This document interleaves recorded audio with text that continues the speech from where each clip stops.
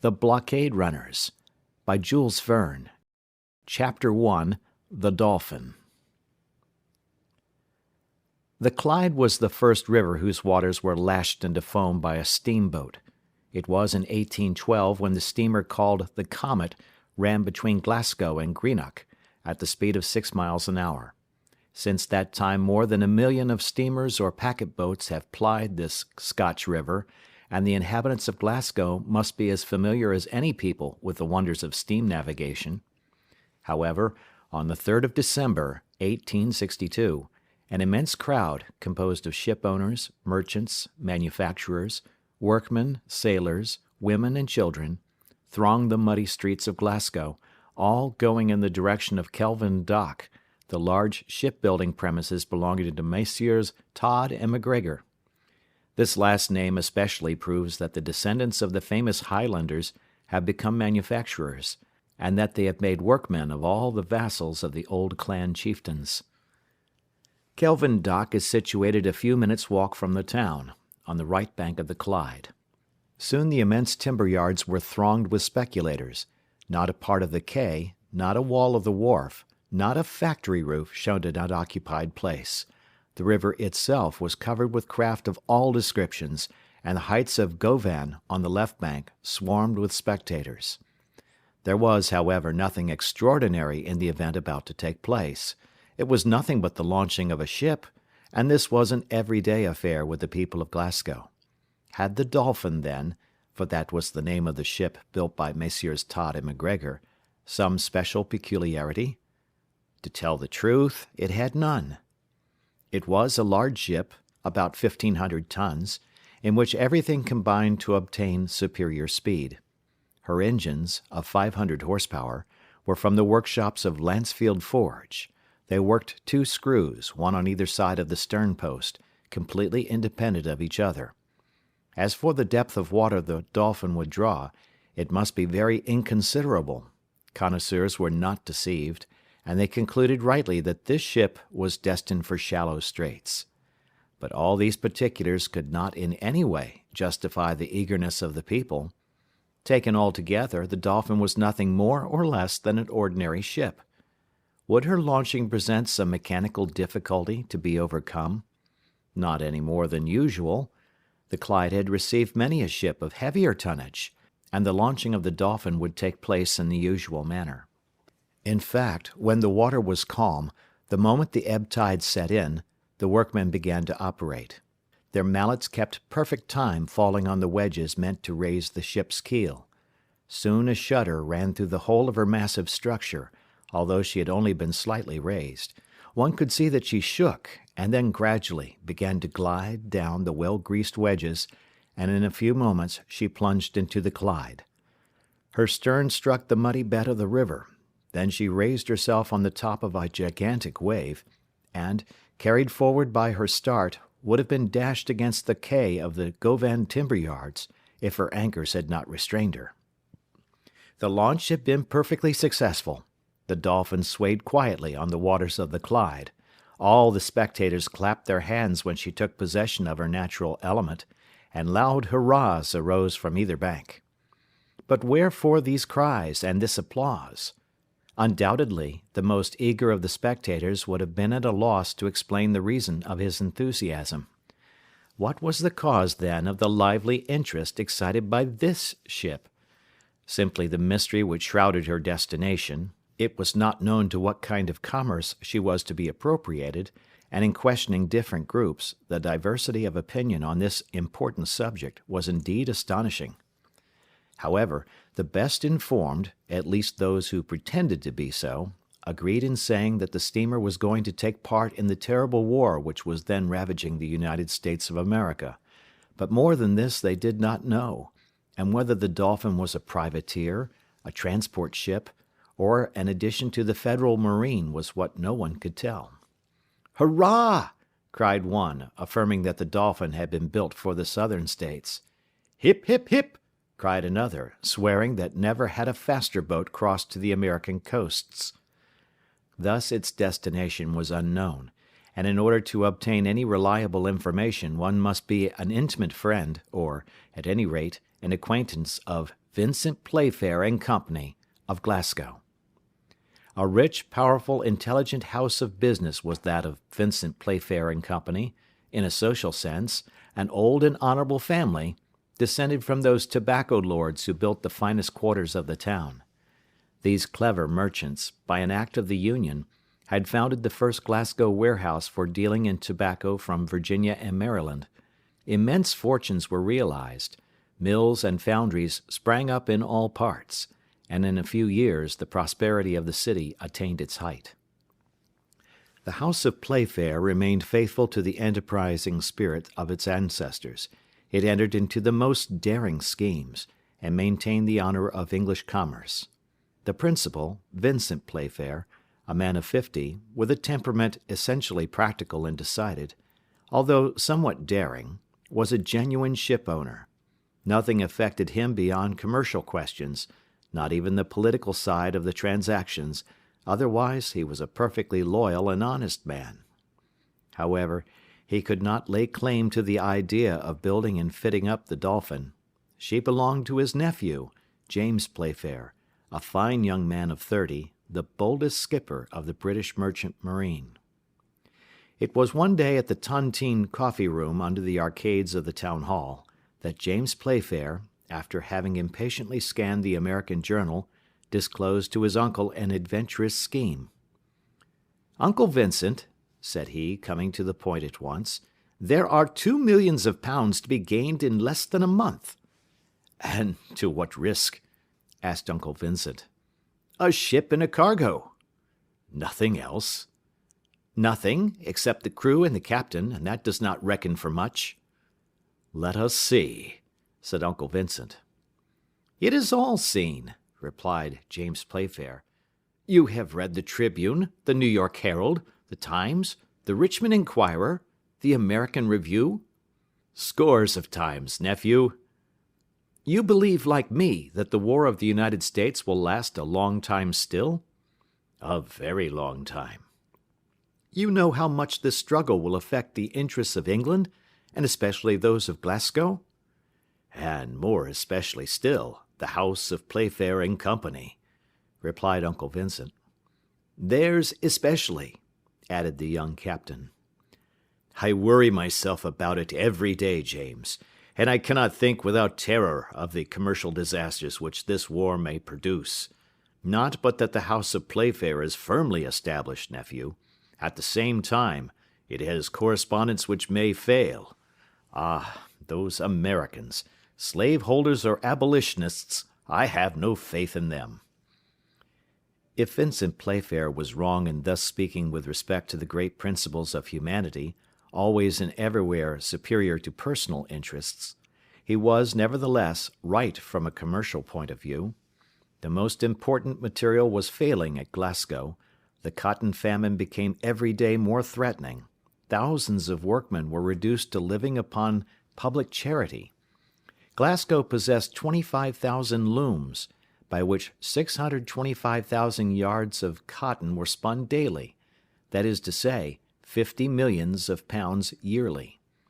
From these numbers it may be guessed what disturbances were caused in the commercial part of the town when the raw material failed altogether. Failures were hourly taking place, the manufactories were closed, and the workmen were dying of starvation. It was the sight of this great misery which had put the idea of his bold enterprise into James Playfair's head. "I will go for cotton, and will get it, cost what it may." But, as he also was a merchant as well as his Uncle Vincent, he resolved to carry out his plan by way of exchange, and to make his proposition under the guise of a commercial enterprise. "Uncle Vincent," said he, "this is my idea." "Well, James?" "It is simply this. We will have a ship built of superior sailing qualities and great bulk." "That is quite possible." "We will load her with ammunition of war, provisions, and clothes." "Just so." "I will take the command of this steamer. I will defy all the ships of the Federal Marine for speed, and I will run the blockade of one of the southern ports." "You must make a good bargain for your cargo with the Confederates, who will be in need of it," said his uncle. and I shall return laden with cotton, which they will give you for nothing. As you say, uncle, will it answer? It will, but shall you be able to get there? I shall if I have a good ship.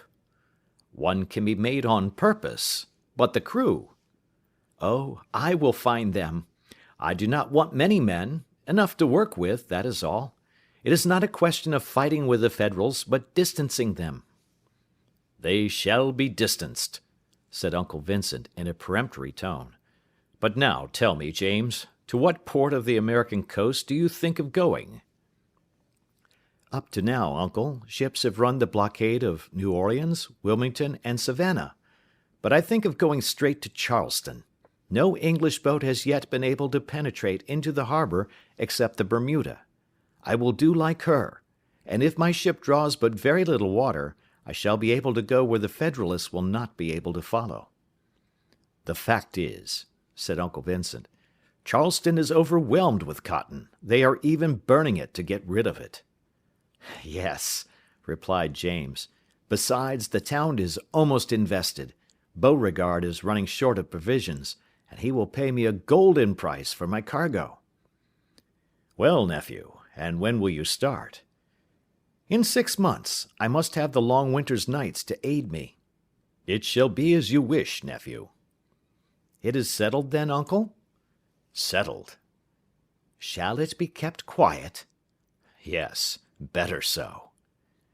And this is how it was that 5 months later the steamer Dolphin was launched from the Kelvin Dock timber yards, and no one knew her real destination. End of chapter. Chapter 2. Getting Under Sail.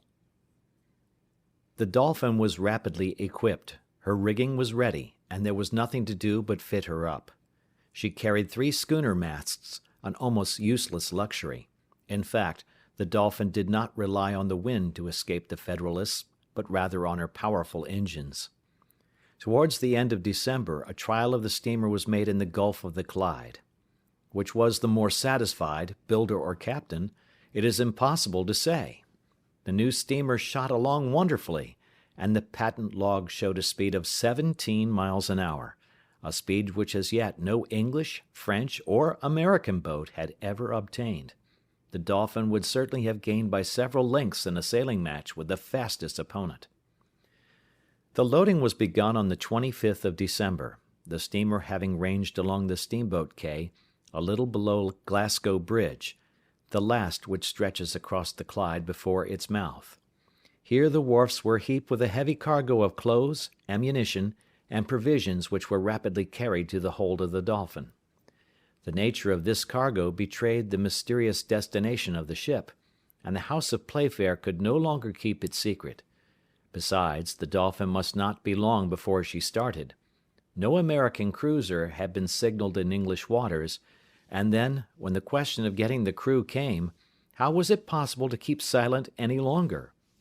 They could not embark them, even, without informing the men whither they were bound, for, after all, it was a matter of life and death, and when one risks one's life, at least it is satisfactory to know how and wherefore. However, this prospect hindered no one. The pay was good, and everyone had a share in the speculation, so that a great number of the finest sailors soon presented themselves. James Playfair was only embarrassed which to choose, but he chose well, and in 24 hours his muster roll bore the names of 30 sailors who would have done honor to Her Majesty's yacht. The departure was settled for the 3rd of January. On the 31st of December the Dolphin was ready, her hold full of ammunition and provisions, and nothing was keeping her now. The skipper went on board on the 2nd of January, and was giving a last look round his ship with a captain's eye, when a man presented himself at the forepart of the Dolphin, and asked to speak with the captain. One of the sailors led him on to the poop. He was a strong, hearty-looking fellow, with broad shoulders and ruddy face, the simple expression of which ill concealed a depth of wit and mirth. He did not seem to be accustomed to a seafaring life, and looked about him with the air of a man little used to being on board a ship. However, he assumed the manner of a Jack Tar, looking up at the rigging of the Dolphin, and waddling in true sailor fashion. When he had reached the captain, he looked fixedly at him and said, "Captain James Playfair?" "The same," replied the skipper. "What do you want with me?" "To join your ship." "There is no room. The crew is already complete." "Oh, one man, more or less, will not be in the way. Quite the contrary." "You think so?" said James Playfair, giving a sidelong glance at his questioner. "I am sure of it," replied the sailor. "But who are you?" asked the captain. "A rough sailor, with 2 strong arms, which I can tell you are not to be despised on board a ship, and which I now have the honor of putting at your service." "But there are other ships besides the Dolphin, and other captains besides James Playfair. Why do you come here?" "Because it is on board the Dolphin that I wish to serve, and under the orders of Captain James Playfair." "I do not want you." "There is always need of a strong man, and if to prove my strength you will try me with 3 or 4 of the strongest fellows of your crew, I am ready." "That will do," replied James Playfair. "And what is your name?" "Crockston, at your service." The captain made a few steps backward in order to get a better view of the giant who presented himself in this odd fashion. The height, the build, and the look of the sailor did not deny his pretensions to strength. "Where have you sailed?" asked Playfair of him. "A little everywhere." "And do you know where the Dolphin is bound for?" "Yes, and that is what tempts me." "Ah, well, I have no mind to let a fellow of your stamp escape me. Go and find the first mate and get him to enroll you." Having said this, the captain expected to see the man turn on his heels and run to the bows, but he was mistaken. Crockston did not stir. "Well, did you hear me?" asked the captain. "Yes, but it is not all," replied the sailor. "I have something else to ask you." "Ah, you are wasting my time," replied James, sharply. "I have not a moment to lose in talking." "I shall not keep you long," replied Crockston. 2 words more, and that is all. I was going to tell you that I have a nephew." "He has a fine uncle, then," interrupted James Playfair. "Ha ha ha!" laughed Crockston. "Have you finished?" asked the captain, very impatiently. "Well, this is what I have to say. When one takes the uncle, the nephew comes into the bargain." "Ah, indeed." "Yes, that is the custom. The one does not go without the other." "And what is this nephew of yours?" "A lad of 15 whom I'm going to train to the sea. He is willing to learn, and will make a fine sailor some day." "How now, Master Crockston?" cried James Playfair. "Do you think the Dolphin is a training school for cabin boys?" "Don't let us speak ill of cabin boys. There was one of them who became Admiral Nelson, and another Admiral Franklin." "Upon my honor, friend," replied James Playfair, "you have a way of speaking which I like. Bring your nephew, but if I don't find the uncle the hearty fellow he pretends to be, he will have some business with me. Go, and be back in an hour." Crockston did not wait to be told twice. He bowed awkwardly to the captain of the Dolphin, and went on to the quay. An hour afterwards he came on board with his nephew, a boy of 14 or 15, rather delicate and weakly looking, with a timid and astonished air, which showed that he did not possess his uncle's self-possession and vigorous corporeal qualities. Crockston was even obliged to encourage him by such words as these. "Come," said he, "don't be frightened. They are not going to eat us. Besides, there is yet time to return." "No, no," replied the young man, "and may God protect us." The same day the sailor Crockston and his nephew were inscribed in the muster roll of the Dolphin. The next morning, at 5 o'clock, the fires of the steamer were well fed, the deck trembled under the vibrations of the boiler, and the steam rushed hissing through the escape pipes. The hour of departure had arrived. A considerable crowd, in spite of the early hour, flocked on the quays and on Glasgow Bridge. They had come to salute the bold steamer for the last time. Vincent Playfair was there to say good-bye to Captain James, but he conducted himself on this occasion like a Roman of the good old times. His was a heroic countenance, and the 2 loud kisses with which he gratified his nephew were the indication of a strong mind. "Go, James," said he to the young captain, "go quickly, and come back quicker still. Above all, don't abuse your position. Sell at a good price, make a good bargain, and you will have your uncle's esteem." On this recommendation, borrowed from the manual of the perfect merchant, the uncle and nephew separated, and all the visitors left the boat. At this moment Crockston and John Stiggs stood together on the forecastle, while the former remarked to his nephew, "This is well, this is well. Before 2 o'clock we shall be at sea, and I have a good opinion of a voyage which begins like this." For reply, the novice pressed Crockston's hand. James Playfair then gave the orders for departure. "Have we pressure on?" he asked of his mate. "Yes, captain," replied Mr. Mathew. "Well, then, weigh anchor." This was immediately done, and the screws began to move. The Dolphin trembled, passed between the ships in the port, and soon disappeared from the sight of the people, who shouted their last hurrahs. The descent of the Clyde was easily accomplished. One might almost say that this river had been made by the hand of man, and even by the hand of a master. For 60 years, thanks to the dredges and constant dragging, it has gained 15 feet in depth, and its breadth has been tripled between the quays and the town. Soon the forests of mast and chimneys were lost in the smoke and fog. The noise of the foundry hammers and the hatchets of the timber yards grew fainter in the distance. After the village of Partick had been passed, the factories gave way to country houses and villas.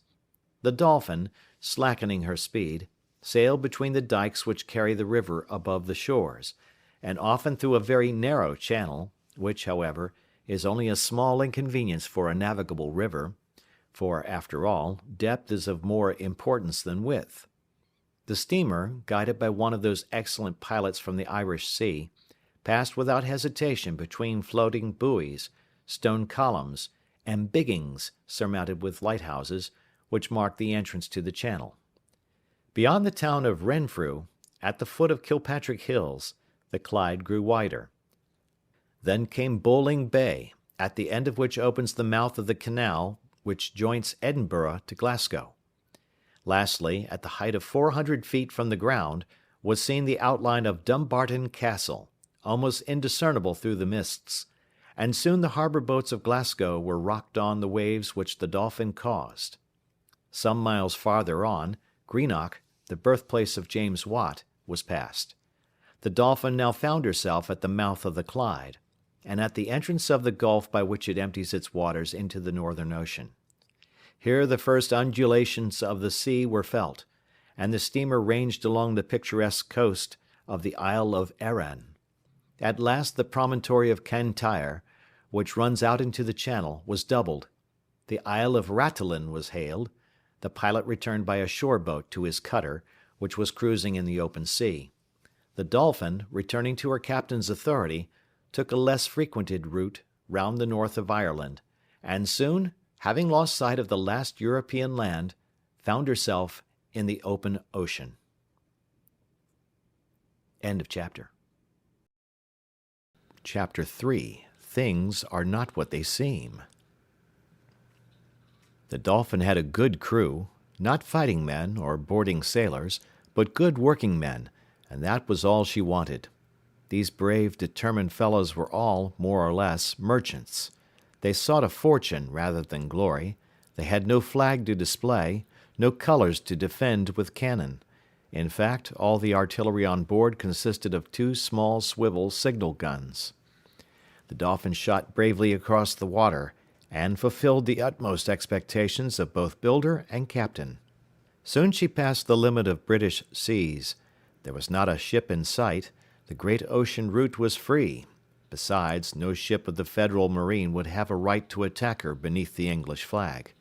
Followed she may be, and prevented from forcing the blockade, and precisely for this reason had James Playfair sacrificed everything to the speed of his ship, in order not to be pursued. Howbeit a careful watch was kept on board, and, in spite of the extreme cold, a man was always in the rigging ready to signal the smallest sail that appeared on the horizon. When evening came, Captain James gave the most precise orders to Mr. Matthew. "Don't leave the men on watch too long in the rigging. The cold may seize him, and in that case it is impossible to keep a good lookout. Change your men often." "I understand, Captain," replied Mr. Matthew. "Try Croxton for that work. The fellow pretends to have excellent sight. It must be put to trial. Put him on the morning watch. He will have the morning mists to see through. If anything particular happens, call me." This said, James Playfair went to his cabin. Mr. Matthew called Croxton, and told him the captain's orders. "Tomorrow at 6 o'clock," said he, "you are to relieve watch of the main masthead." For reply, Croxton gave a decided grunt, but Mr. Matthew had hardly turned his back when the sailor muttered some incomprehensible words, and then cried, "What on earth did he say about the mainmast?" At this moment his nephew, John Stiggs, joined him on the forecastle. "Well, my good Croxton," said he. "It's all right, said the seaman with a forced smile. "There is only one thing. This wretched boat shakes herself like a dog coming out of the water, and it makes my head confused." "Dear Croxton, and it is for my sake." "For you and him," replied Croxton. "But not a word about that, John. Trust in God, and he will not forsake you."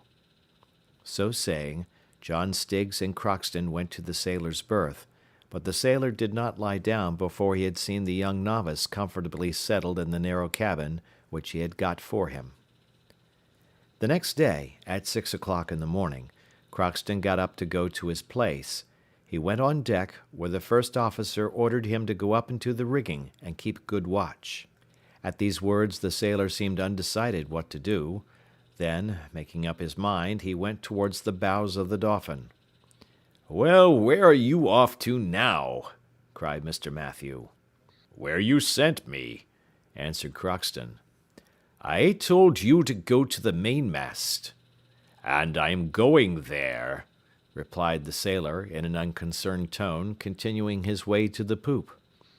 "Are you a fool?" cried Mr. Matthew impatiently.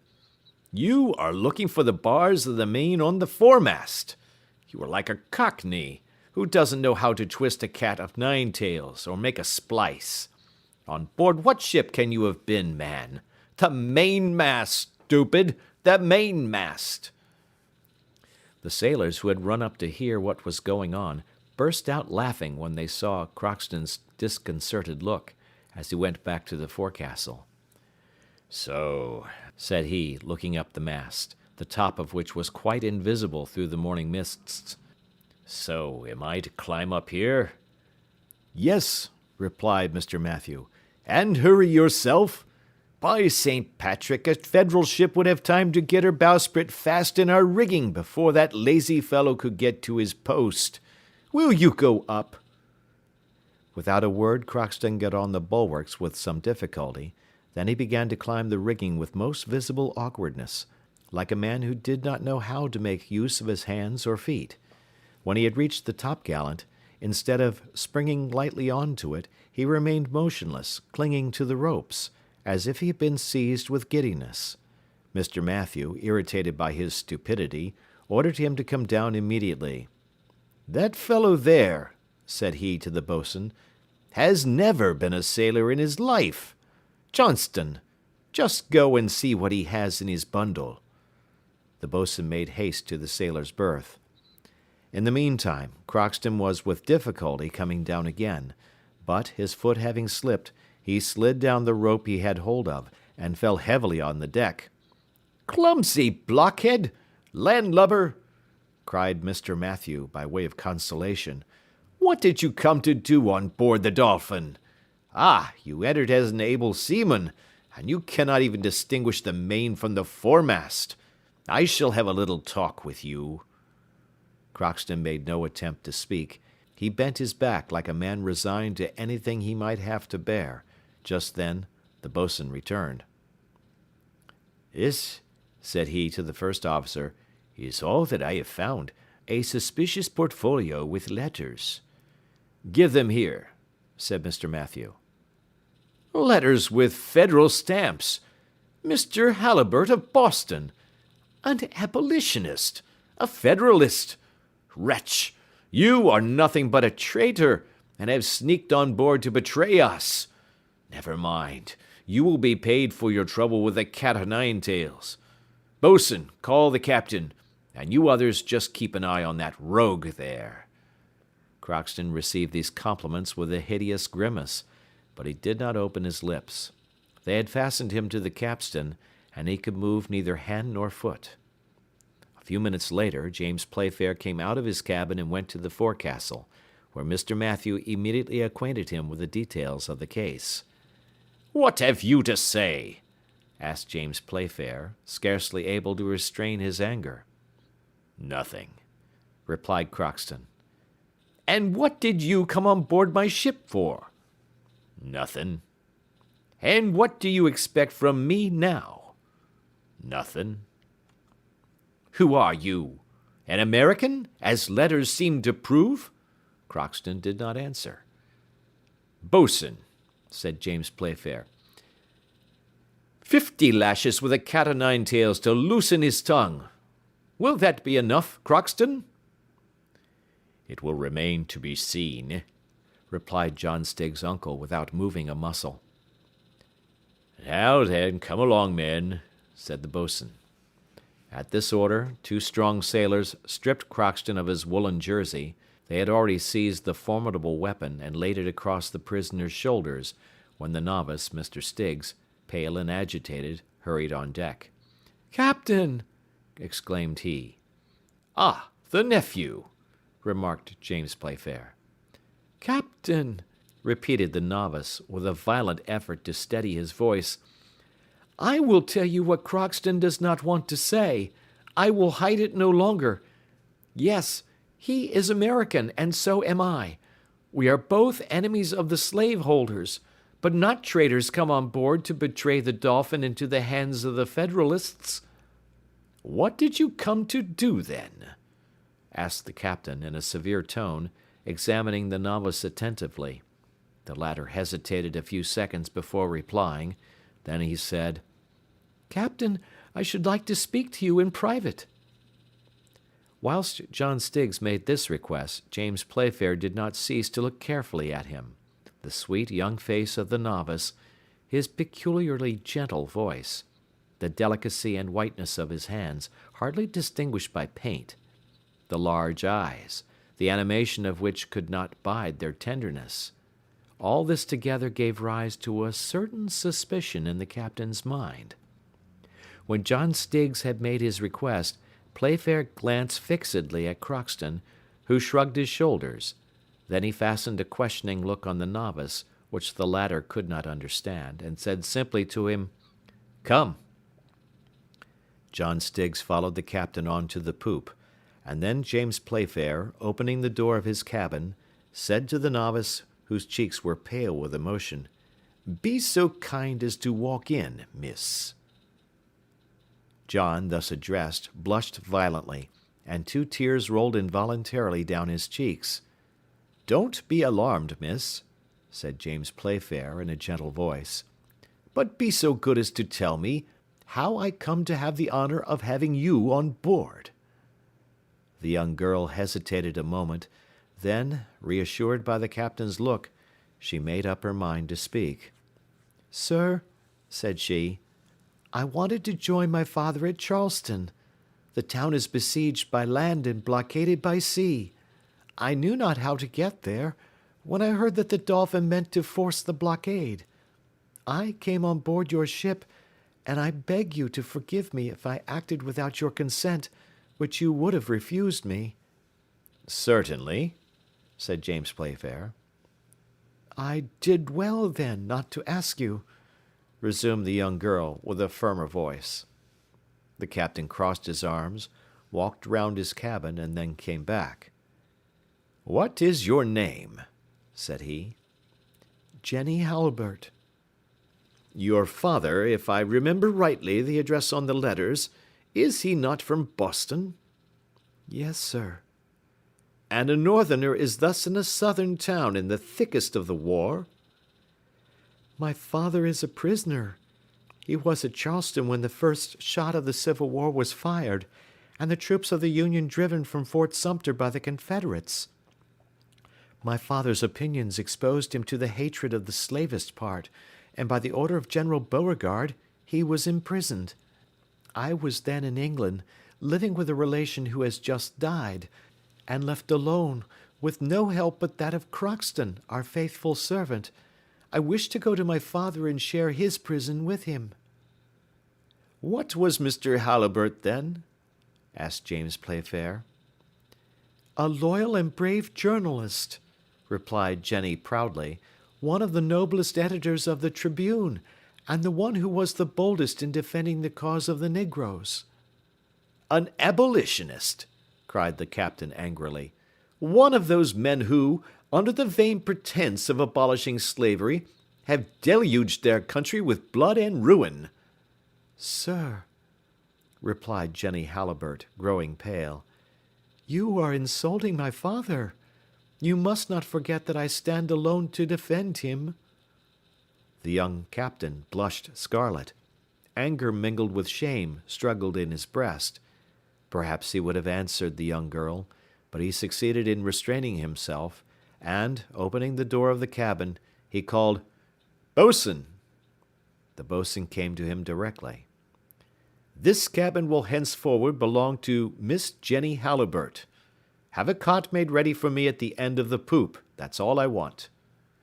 The boatswain looked with a stupefied stare at the young novice addressed in a feminine name, but on a sign from James Playfair, he went out. "And now, miss, you are at home," said the young captain of the Dolphin. Then he retired. End of chapter. Chapter 4. Crockston's Trick. It was not long before the whole crew knew Miss Haliburt's story, which Crockston was no longer hindered from telling. By the captain's orders he was released from the capstan, and the cat-o'-nine-tails returned to its place. "A pretty animal," said Crockston, "especially when it shows its velvety paws." As soon as he was free, he went down to the sailors' berths, found a small portmanteau, and carried it to Miss Jenny. The young girl was now able to resume her feminine attire, but she remained in her cabin, and did not again appear on deck. As for Crockston, it was well and duly agreed that, as he was no more a sailor than a horse-guard, he should be exempt from all duty on board. In the meanwhile, the Dolphin, with her twin screws cutting the waves, sped rapidly across the Atlantic, and there was nothing now to do but keep a strict lookout. The day following the discovery of Miss Jenny's identity, James Playfair paced the deck at the poop with a rapid step. He had made no attempt to see the young girl, and resume the conversation of the day before. Whilst he was walking to and fro, Crockston passed him several times, looked at him askant with a satisfied grin. He evidently wanted to speak to the captain, and at last his persistent manner attracted the attention of the latter, who said to him, somewhat impatiently, "How now, what do you want? You are turning round me like a swimmer round a buoy. When are you going to leave off?" "Excuse me, Captain," answered Crockston, winking. "I wanted to speak to you." "Speak, then." "Oh, it's nothing very much. I only wanted to tell you frankly that you are a good fellow at bottom." "Why at bottom?" "At bottom and surface also." "I don't want your compliments." "I am not complimenting you. I shall wait to do that when you have gone to the end." "To what end?" "To the end of your task." "Ah, I have a task to fulfill?" "Decidedly. You have taken the young girl and myself on board. Good. You have given up your cabin to Miss Halliburtt. Good. You released me from the cat-o'-nine-tails. Nothing could be better. You are going to take us straight to Charleston. That's delightful, but it is not all." "How not all?" cried James Playfair, amazed at Crockston's boldness. "No, certainly not," replied the latter, with a knowing look. "The father is prisoner there." "Well, what about that?" "Well, the father must be rescued." "Rescue Miss Halliburtt's father?" "Most certainly, and it is worth risking something for such a noble man and a courageous citizen as he." "Master Crockston," said James Playfair, frowning, "I am not in the humour for your jokes, so have a care what you say." "You misunderstand me, Captain," said the American. "I am not joking in the least, but speaking quite seriously.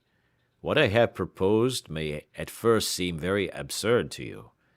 When you have thought it over, you will see that you cannot do otherwise." "What? Do you mean that I must deliver Mr. Halliburtt?" "Just so. You can demand his release of General Beauregard, who will not refuse you." "But if he does refuse me?"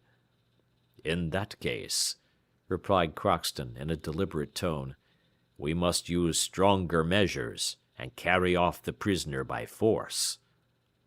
"So!" cried James Playfair, who was beginning to get angry. "So, not content with passing through the Federal fleets and forcing the blockade of Charleston, I must run out to sea again from under the cannon of the forts, and this to deliver a gentleman I know nothing of, one of those abolitionists whom I detest, one of those journalists who shed ink instead of their blood." "Oh, it is but a cannon shot, more or less," added Crockston. "Master Crockston," said James Playfair, "mind what I say. If ever you mention this affair again to me, I will send you to the hold for the rest of the passage, to teach you manners." Thus saying, the captain dismissed the American, who went off murmuring, "Ah, well, I am not altogether displeased with this conversation. At any rate, the affair is broached. It will do. It will do." James Playfair had hardly meant it when he said an abolitionist whom I detest. He did not in the least side with the Federals, but he did not wish to admit that the question of slavery was the predominant reason for the Civil War of the United States, in spite of President Lincoln's formal declaration. Did he, then, think that the Southern States, 8 out of 36, were right in separating when they had been voluntarily united? Not so. He detested the Northerners, and that was all. He detested them as brothers separated from the common family, true Englishmen, who had thought it right to do what he, James Playfair, disapproved of with regard to the United States. These were the political opinions of the captain of the Dolphin. But, more than this, the American war interfered with him personally, and he had a grudge against those who had caused this war. One can understand, then, how he would receive a proposition to deliver an abolitionist, thus bringing down on him the Confederates with whom he pretended to do business. However, Crockston's insinuation did not fail to disturb him. He cast the thought from him, but it returned unceasingly to his mind, and when Miss Jenny came on deck the next day for a few minutes, he dared not look her in the face. And, really, it was a great pity, for this young girl, with a fair hair and sweet, intelligent face, deserved to be looked at by a young man of 30. But James felt embarrassed in her presence. He felt that this charming creature who had been educated in the school of misfortune possessed a strong and generous soul. He understood that his silence towards her inferred a refusal to acquiesce in her dearest wishes. Besides, Miss Jenny never looked out for James Playfair, neither did she avoid him. Thus, for the first few days they spoke little or not at all to each other. Miss Halliburtt scarcely ever left her cabin, and it is certain she would never have addressed herself to the captain of the Dolphin if it had not been for Crockston's strategy, which brought both parties together. The worthy American was a faithful servant of the Halliburtt family. He had been brought up in his master's house, and his devotion knew no bounds. His good sense equaled his courage and energy, and, has been seen, he had a way of looking things straight in the face. He was very seldom discouraged, and could generally find a way out of the most intricate dangers with a wonderful skill. This honest fellow had taken it into his head to deliver Mr. Halliburtt, to employ the captain's ship, and the captain himself for this purpose, and to return with him to England. Such was his intention, so long as the young girl had no other object than to rejoin her father and share his captivity. It was this Crockston tried to make the captain understand, as we have seen, but the enemy had not yet surrendered. On the contrary. "Now," said he, "it is absolutely necessary that Miss Jenny and the captain come to an understanding. If they are going to be sulky like this all the passage, we shall get nothing done. They must speak, discuss, let them dispute even, so long as they talk, and I'll be hanged if during their conversation James Playfair does not propose himself what he refused me today." But when Crockston saw that the young girl and the young man avoided each other, he began to be perplexed. "We must look sharp," said he to himself, and the morning of the fourth day he entered Miss Halliburtt's cabin, rubbing his hands with an air of perfect satisfaction. "Good news!" cried he. "Good news! You will never guess what the captain has proposed to me. A very noble young man he is. Now try." "Ah," replied Jenny, whose heart beat violently, "has he proposed to—" "To deliver Mr. Halliburtt, to carry him off from the Confederates, and bring him to England." "Is it true?" cried Jenny. "It is as I say, miss. What a good-hearted man this James Playfair is. These English are either all good or all bad. Ah, he may reckon on my gratitude, and I am ready to cut myself in pieces if it would please him." Jenny's joy was profound on hearing Crockston's words. Deliver her father! She had never dared to think of such a plan, and the captain of the Dolphin was going to risk his ship and crew. "That's what he is," added Crockston, "and this, Miss Jenny, is well worth an acknowledgment from you." "More than an acknowledgment," cried the young girl, "a lasting friendship." And immediately she left the cabin to find James Playfair, and expressed to him the sentiments which flowed from her heart. "Getting on by degrees," muttered the American. James Playfair was pacing to and fro on the poop, and, as may be thought, he was very much surprised, not to say amazed, to see the young girl come up to him, her eyes moist with grateful tears, and, holding out her hand to him, saying, "Thank you, sir, thank you for your kindness, which I should never have dared to expect from a stranger."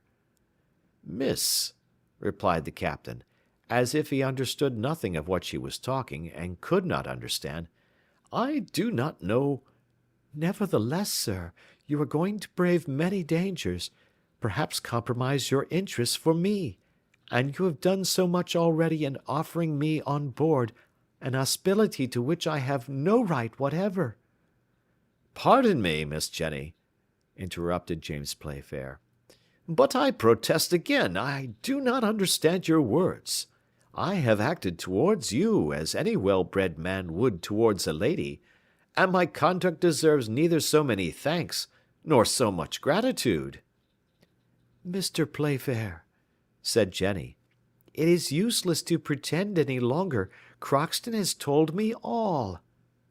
"Ah," said the captain, "Crockston has told you all.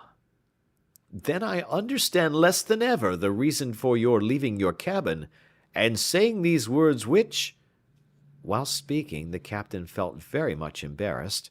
He remembered the rough way in which he had received the American's overtures, but Jenny, fortunately for him, did not give him time for further explanation.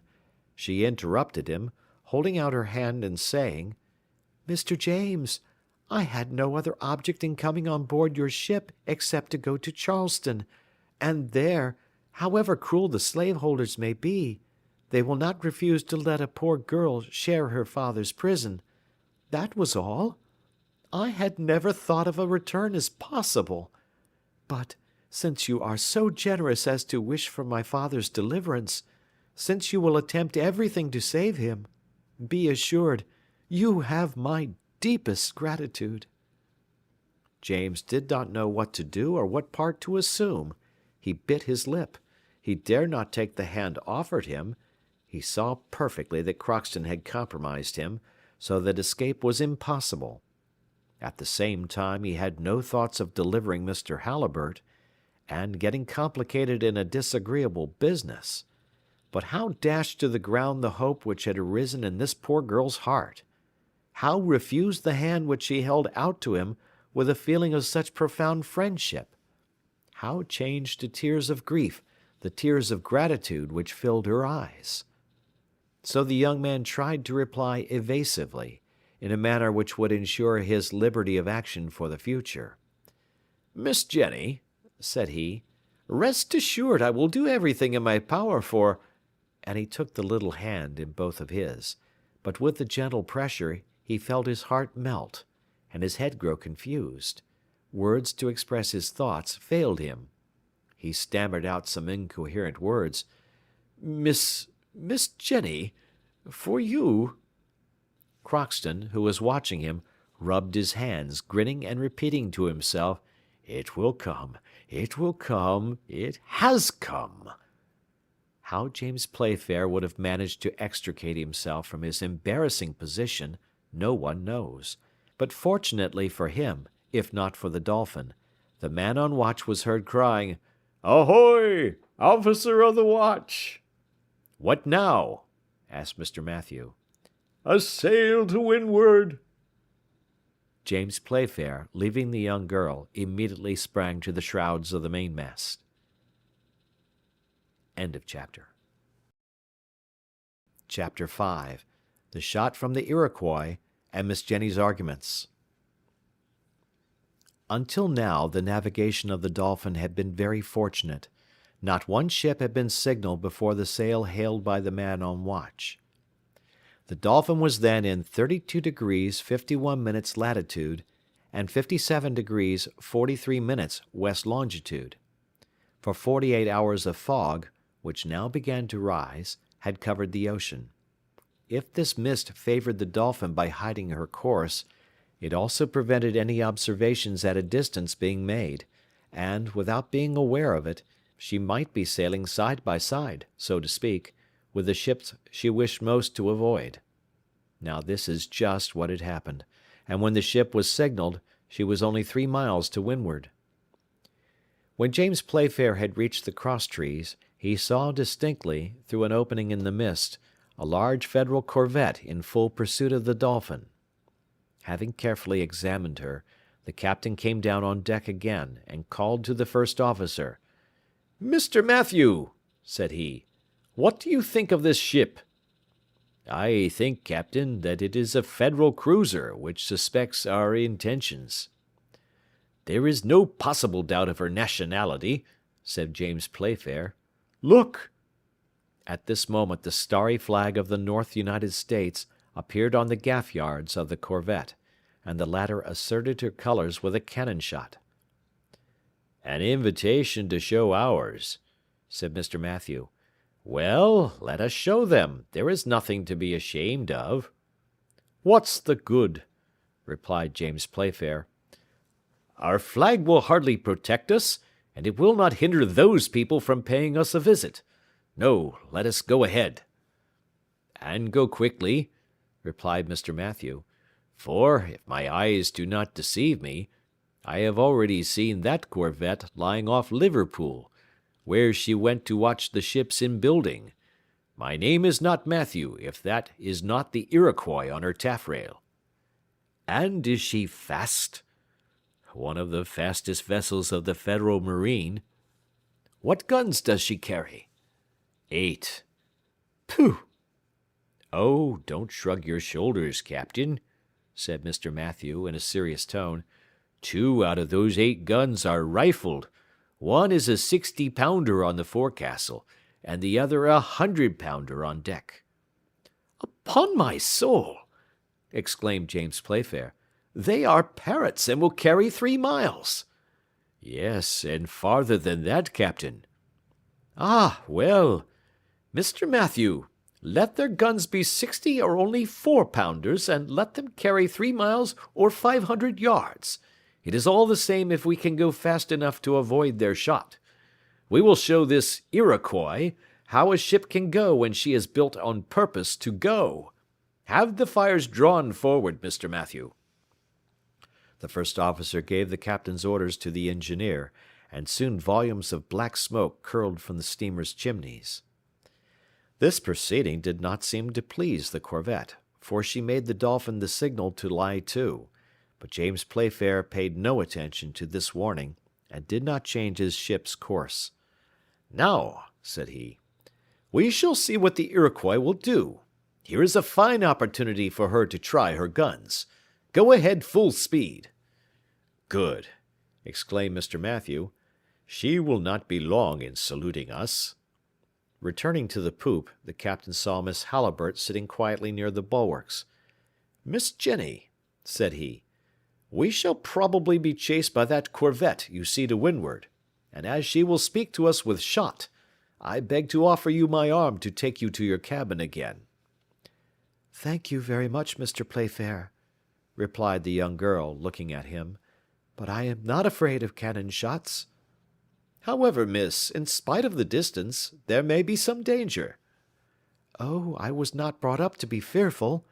They accustom us to everything in America, and I assure you that the shot from the Iroquois will not make me lower my head." "You are brave, Miss Jenny." "Let us admit, then, that I am brave, and allow me to stay by you." "I can refuse you nothing, Miss Halliburtt," replied the captain, looking at the young girl's calm face. These words were hardly uttered when they saw a line of white smoke issue from the bulwarks of the corvette. Before the report had reached the Dolphin, a projectile whizzed through the air in the direction of the steamer. At about 20 fathoms from the Dolphin, the shot, the speed of which had sensibly lessened, skimmed over the surface of the waves, marking its passage by a series of water jets. Then, with another burst, it rebounded to a certain height, passed over the Dolphin, grazing the mizzen yards on the starboard side, fell at 30 fathoms beyond, and was buried in the waves. "By Jove!" exclaimed James Playfair, "we must get along. Another slap like that is not to be waited for." "Oh," exclaimed Mr. Mathew, "they will take some time to reload such pieces."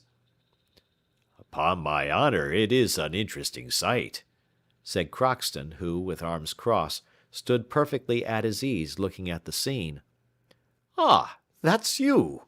cried James Playfair, scanning the American from head to foot.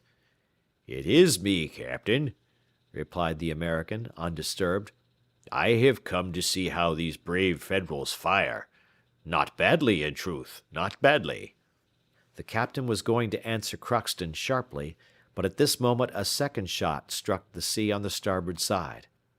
"Good!" cried James Playfair.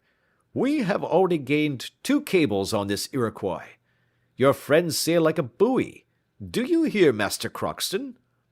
"I will not say they don't," replied the American, "and for the first time in my life it does not fail to please me." A third shot fell still farther astern, and in less than 10 minutes the Dolphin was out of range of the corvette's guns. "So much for patent logs, Mr. Mathew," said James Playfair. "Thanks to those shot we know how to rate our speed. Now have the fires lowered. It is not worth while to waste our coal uselessly." "It is a good ship that you command," said Miss Halliburtt to the young captain.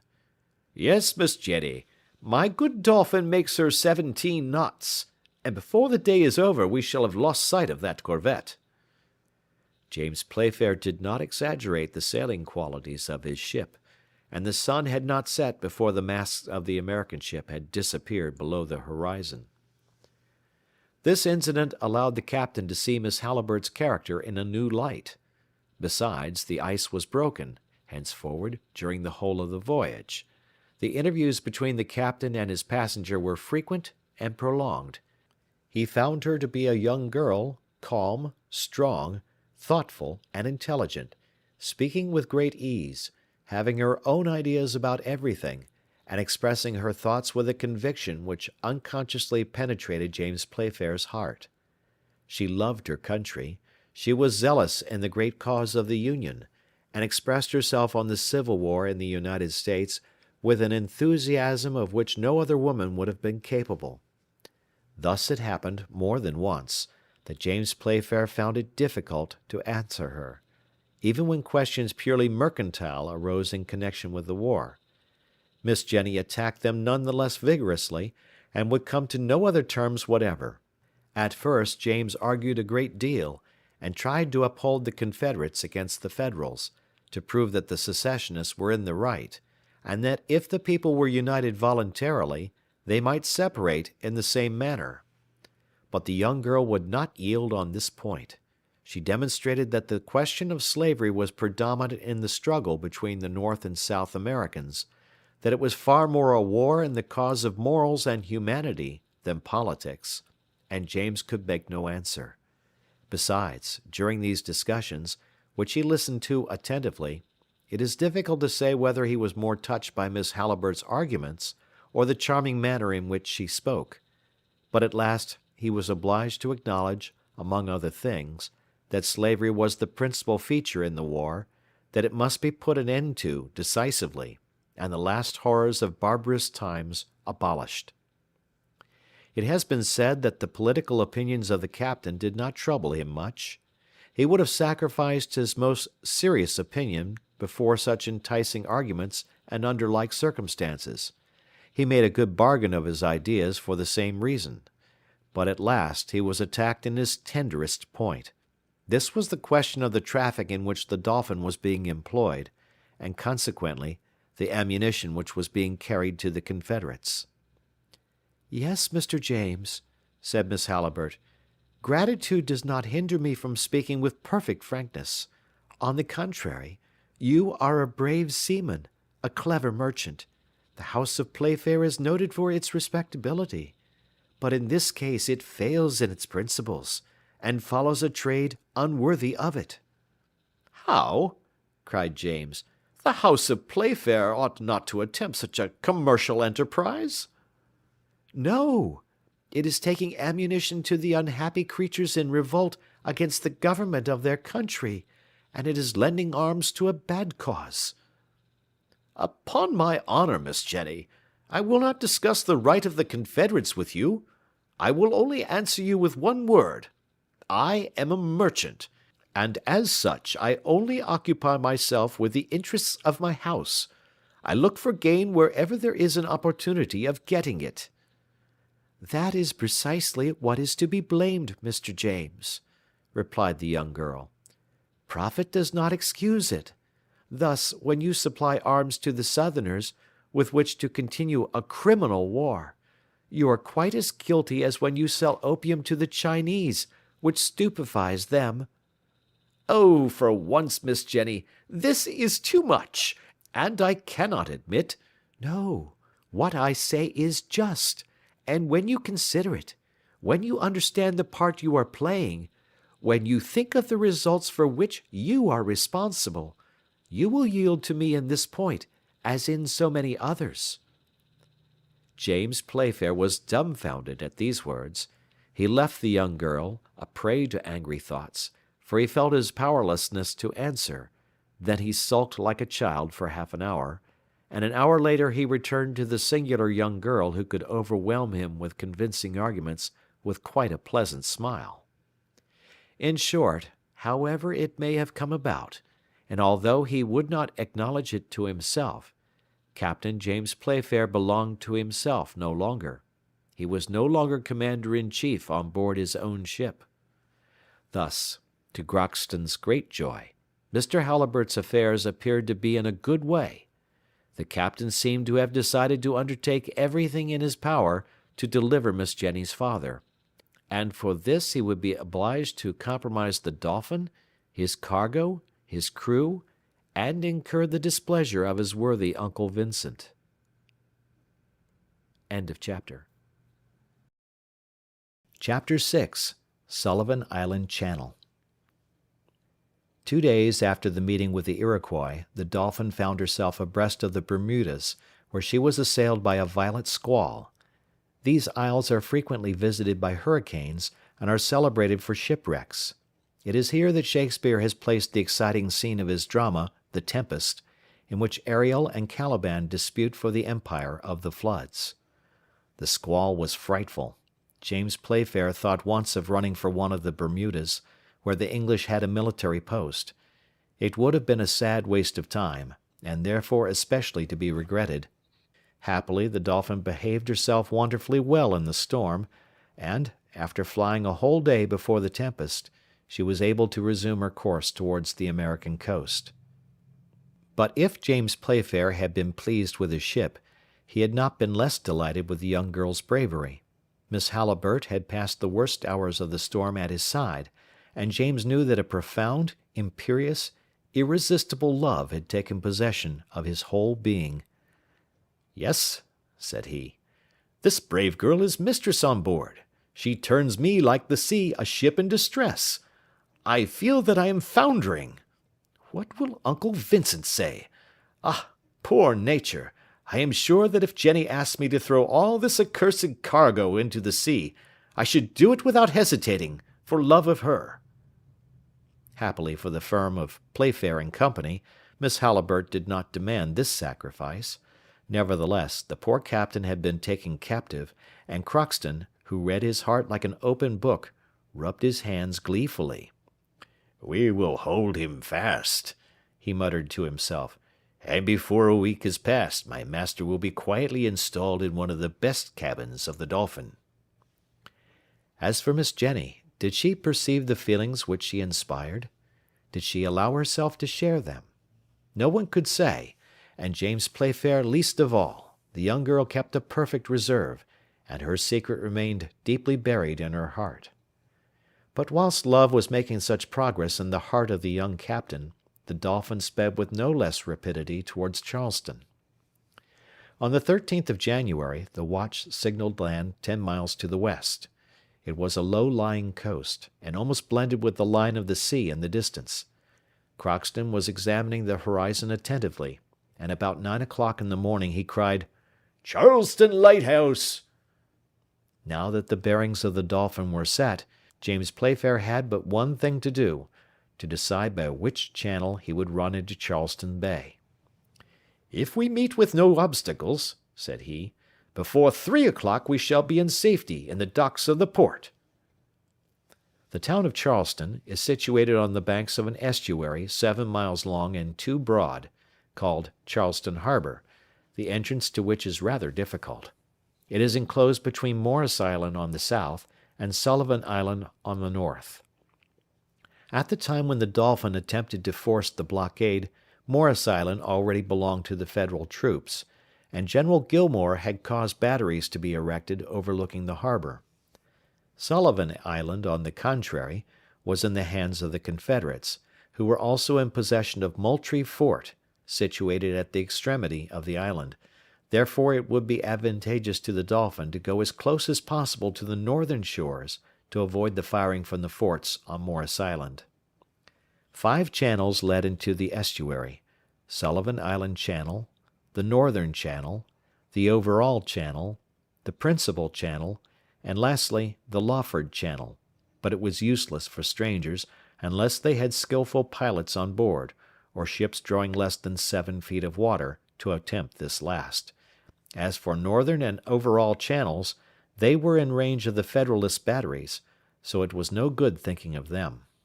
If James Playfair could have had his choice, he would have taken his steamer through the Principal Channel, which was the best, and the bearings of which were easy to follow. But it was necessary to yield to circumstances, and to decide according to the event.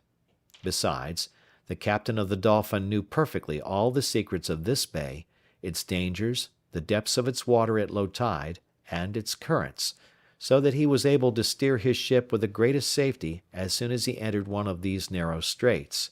The great question was to get there. Now this work demanded an experienced seaman, and one who knew exactly the qualities of the Dolphin. In fact, 2 Federal frigates were now cruising in Charleston waters. Mr. Matthews soon drew James Playfair's attention to them. "They are preparing to ask us what we want on these shores," said he. "Ah, well, we won't answer them," replied the captain, "and they will not get their curiosity satisfied." In the meanwhile, the cruisers were coming on full steam towards the Dolphin, who continued her course, taking care to keep out of range of their guns. But in order to gain time, James Playfair made for the southwest, wishing to put the enemy's ships off their guard. The latter must have thought that the Dolphin intended to make for Morris Island Channel. Now there they had batteries and guns, a single shot from which would have been enough to sink the English ship, so the Federals allowed the Dolphin to run towards the southwest, contenting themselves by observing her without following closely. Thus for an hour the respective situations of the ships did not change, for James Playfair, wishing to deceive the cruisers as to the course of the Dolphin, had caused the fires to be moderated, so that the speed was decreased. However, from the thick volumes of smoke which escaped from the chimneys, it might have been thought that he was trying to get his maximum pressure, and consequently his maximum of rapidity. "They will be slightly astonished presently," said James Playfair, "when they see us slip through their fingers." In fact, when the captain saw that he was near enough to Morris Island, and before a line of guns, the range of which he did not know, he turned his rudder quickly, and the ship resumed her northerly course, leaving the cruisers 2 miles to windward of her. The latter, seeing this maneuver, understood the steamer's object and began to pursue her in earnest, but it was too late. The Dolphin doubled her speed under the action of the screws, and distanced them rapidly. Going nearer to the coast, a few shell were sent after her as an acquittal of conscience, but the Federals were outdone, for their projectiles did not reach halfway. At 11 o'clock in the morning, the steamer ranging near Sullivan Island, thanks to her small draft, entered the narrow strait full steam. There she was in safety, for no Federalist cruiser dared follow her in this channel, the depth of which, on an average, was only 11 feet at low tide. "How?" cried Crockston. "And is that the only difficulty?" "Oh, Master Crockston," said James Playfair, "the difficulty is not in entering, but in getting out again." "Nonsense," replied the American. "That does not make me at all uneasy. With a boat like the Dolphin and a captain like Mr. James Playfair, one can go where one likes, and come out in the same manner." Nevertheless, James Playfair, with telescope in his hand, was attentively examining the route to be followed. He had before him excellent coasting guides, with which he could go ahead without any difficulty or hesitation. Once his ship was safely in the narrow channel which runs the length of Sullivan Island, James steered bearing towards the middle of Fort Moultrie as far as the Pinckney Castle, situated on the isolated island of Shute's Folly. On the other side rose Fort Johnson, a little way to the north of Fort Sumter. At this moment the steamer was saluted by some shot which did not reach her, from the batteries on Morris Island. She continued her course without any deviation, passed before Moultrieville, situated at the extremity of Sullivan Island, and entered the bay. Soon Fort Sumter on the left protected her from the batteries of the Federalists. This fort, so celebrated in the Civil War, is situated 3 miles and a half from Charleston, and about a mile from each side of the bay. It is nearly pentagonal in form, built on an artificial island of Massachusetts granite. It took 10 years to construct, and cost more than $900,000. It was from this fort, on the 13th of April, 1861, that Anderson and the Federal troops were driven, and it was against it that the first shot of the Confederates was fired. It is impossible to estimate the quantity of iron and lead which the Federals showered down upon it. However, it resisted for almost 3 years, but a few months after the passage of the Dolphin it fell beneath General Gillmore's 300-pounders on Morris Island. But at this time it was in all its strength, and the Confederate flag floated proudly above it. Once past the fort, the town of Charleston appeared, lying between Ashley and Cooper rivers. James Playfair threaded his way through the buoys which marked the entrance of the channel, leaving behind the Charleston lighthouse, visible above Morris Island. He had hoisted the English flag, and made his way with wonderful rapidity through the narrow channels. When he had passed the quarantine buoy, he advanced freely into the center of the bay. Miss Halliburtt was standing on the poop, looking at the town where her father was kept prisoner, and her eyes filled with tears. At last the steamer's speed was moderated by the captain's orders, the Dolphin ranged along the end of the south and east batteries, and was soon moored at the quay of the North Commercial Wharf. End of chapter. Chapter 7. A Southern General. The Dolphin, on arriving at the Charleston quay, had been saluted by the cheers of a large crowd. The inhabitants of this town, strictly blockaded by sea, were not accustomed to visits from European ships. They asked each other, not without astonishment, what this great steamer, proudly bearing the English flag, had come to do in their waters, but when they had learned the object of her voyage, and why she had just forced the passage of Sullivan, when the report spread that she carried a cargo of smuggled ammunition, the cheers and joyful cries were redoubled. James Playfair, without losing a moment, entered into negotiation with General Beauregard, the military commander of the town. The latter eagerly received the young captain of the Dolphin, who had arrived in time to provide the soldiers with the clothes and ammunition they were so much in want of. It was agreed that the unloading of the ship should take place immediately, and numerous hands came to help the English sailors. Before quitting his ship, James Playfair had received from Miss Halliburtt the most pressing injunctions with regard to her father, and the captain had placed himself entirely at the younger girl's service. "Miss Jenny," he had said, "you may rely on me. I will do the utmost in my power to save your father, but I hope this business will not present many difficulties. I shall go and see General Beauregard today, and without asking him at once for Mr. Halliburtt's liberty, I shall learn in what situation he is, whether he is on bail or a prisoner." "My poor father," replied Jenny, sighing. "He little thinks his daughter is so near him. Oh, that I could fly into his arms!" "A little patience, Miss Jenny. You will soon embrace your father. Rely upon my acting with the most entire devotion, but also with prudence and consideration." This is why James Playfair, after having delivered the cargo of the Dolphin up to the general, and bargained for an immense stock of cotton, faithful to his promise, turned the conversation to the events of the day. "So," said he, "you believe in the triumph of the slaveholders?" "I do not for a moment doubt of our final success, and as regards Charleston, Lee's army will soon relieve it. Besides, what do you expect from the abolitionists? Admitting that which will never be, that the commercial towns of Virginia, the two Carolinas, Georgia, Alabama, fall under their power, what then? Will they be masters of a country they can never occupy? No, certainly not. And for my part, if they are ever victorious, they shall pay dearly for it." "And you are quite sure of your soldiers?" asked the captain. "You are not afraid that Charleston will grow weary of a siege which is ruining her?" "No, I do not fear treason. Besides, the traitors would be punished remorselessly, and I would destroy the town itself by sword or fire if I discovered the least Unionist movement. Jefferson Davis confided Charleston to me, and you may be sure that Charleston is in safe hands." "Have you any Federal prisoners?" asked James Playfair, coming to the interesting object of the conversation. "Yes, Captain," replied the general. "It was at Charleston that the first shot of separation was fired. The abolitionists who were here attempted to resist, and after being defeated, they have been kept as prisoners of war." "And have you many?" "About 100. "Free in the town?"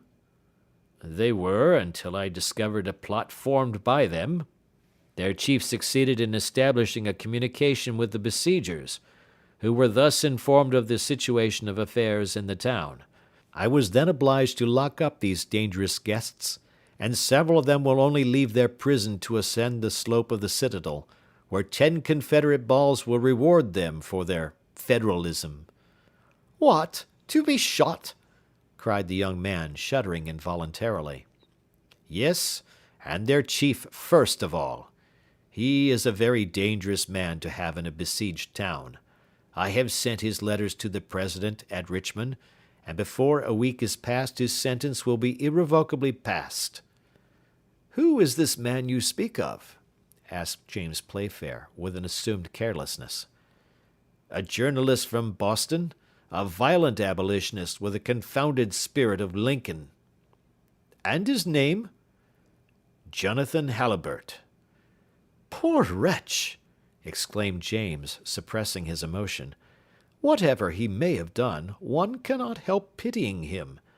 And you think that he will be shot?" "I am sure of it," replied Beauregard. "What can you expect? War is war. One must defend oneself as best one can." "Well, it is nothing to me," said the captain. "I shall be far enough away when this execution takes place." "What? You are thinking of going away already?" "Yes, General. Business must be attended to. As soon as my cargo of cotton is on board, I shall be out to sea again. I was fortunate enough to enter the bay, but the difficulty is in getting out again. The Dolphin is a good ship. She can beat any of the Federal vessels for speed, but she does not pretend to distance cannon balls, and a shell in her hull or engine would seriously affect my enterprise." "As you please, Captain," replied Beauregard. "I have no advice to give you under such circumstances. You are doing your business, and you are right. I should act in the same manner were I in your place. Besides, a stay at Charleston is not very pleasant, and a harbor where shells are falling 3 days out of 4 is not a safe shelter for your ship. So you will set sail when you please. But can you tell me what is the number and the force of the Federal vessels cruising before Charleston?" James Playfair did his best to answer the general, and took leave of him on the best of terms. Then he returned to the Dolphin, very thoughtful and very depressed from what he had just heard. "What shall I say to Miss Jenny? Ought I to tell her of Mr. Halliburtt's terrible situation? Or would it be better to keep her in ignorance of the trial which is awaiting her? Poor child!" He had not gone 50 steps from the governor's house when he ran against Crockston. The worthy American had been watching for him since his departure. "Well, Captain?" James Playfair looked steadily at Crockston, and the latter soon understood he had no favorable news to give him. "Have you seen Beauregard?" he asked. "Yes," replied James Playfair. "And have you spoken to him about Mr. Halliburtt?" "No, it was he who spoke to me about him." "Well, Captain?" "Well, I may as well tell you everything, Crockston." "Everything, Captain." "General Beauregard has told me that your master will be shot within a week." At this news, anyone else but Crockston would have grown furious or given way to bursts of grief, but the American, who feared nothing, only said, with almost a smile on his lips, "Pooh! What does it matter?" "How? What does it matter?" cried James Playfair. "I tell you that Mr. Halliburtt will be shot within a week, and you answer, 'What does it matter?'" "And I mean it. If in 6 days he is on board the Dolphin, and if in 7 days the Dolphin is on the open sea—" "Right!" exclaimed the captain, pressing Crockston's hand. "I understand, my good fellow. You have got some pluck, and for myself, in spite of Uncle Vincent, I would throw myself overboard for Miss Jenny." "No one need be thrown overboard," replied the American. "Only the fish would gain by that. The most important business now is to deliver Mr. Halliburtt." "But you must know that it will be difficult to do so." "Pooh!" exclaimed Crockston. "It is a question of communicating with a prisoner strictly guarded." "Certainly." and to bring about an almost miraculous escape." "Nonsense!" exclaimed Crockston. "A prisoner thinks more of escaping than his guardian thinks of keeping him. That's why, thanks to our help, Mr. Halliburtt will be saved." "You are right, Crockston." "Always right. But now what will you do? There must be some plan, and there are precautions to be taken." "I will think about it." "But when Miss Jenny learns that her father is condemned to death, and that the order for his execution may come any day—" "She will know nothing about it, that is all." "Yes, it will be better for her and for us to tell her nothing." "Where is Mr. Halliburtt imprisoned?" asked Crockston. "In the citadel," replied James Playfair. "Just so. On board now?" "On board, Crockston." End of chapter. Chapter 8. The Escape. Miss Jenny, sitting at the poop of the Dolphin, was anxiously awaiting the captain's return. When the latter went up to her, she could not utter a word, but her eyes questioned James Playfair more eagerly than her lips could have done. The latter, with Crockston's help, informed the young girl of the facts relating to her father's imprisonment. He said that he had carefully broached the subject of the prisoners of war to Beauregard, but, as the general did not seem disposed at all in their favour, he had thought it better to say no more about it, but think the matter over again. "Since Mr. Halliburtt is not free in the town, his escape will be more difficult. But I will finish my task, and I promise you, Miss Jenny, that the Dolphin shall not leave Charleston without having your father on board." "Thank you, Mr. James. I thank you with my whole heart." At these words James Playfair felt a thrill of joy through his whole being. He approached the young girl with moist eyes and quivering lips. Perhaps he was going to make an avowal of the sentiments he could no longer repress, when Crockston interfered. "This is no time for grieving," said he. "We must go to work, and consider what to do." "Have you any plan, Crockston?" asked the young girl. "I always have a plan," replied the American. "It is my peculiarity." "But a good one," said James Playfair. "Excellent, and all the ministers in Washington could not devise a better. It is almost as good as if Mr. Halliburtt was already on board."